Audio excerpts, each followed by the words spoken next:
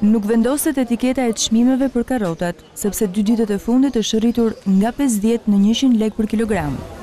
Jashtë kamerës tregtarët justifikohen me dëmin që kanë pësuar furnitorët nga jugu i vendit, ndërsa para kamerës thonë se vjen si rrjedhoi e furnizimit me prodhim importi.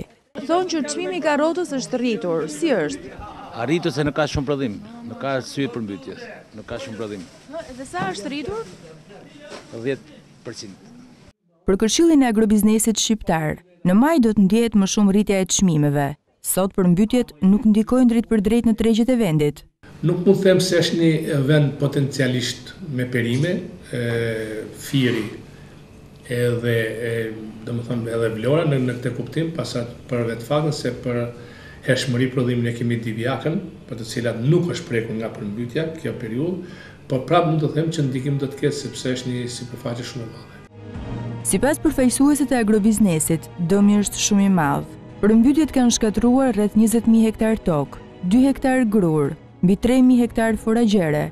Nga këto 1.800 hektar janë jonxh, 10 hektar lule shtrydhe, 40.000 pula, 10.000 zogj, mbi 2.000 krerë të imta, 300 dera, 18 lopë dhe 15 viça. Për 2.000 serave do të jetë ndikuesi kryesor në rritjen e çmimeve.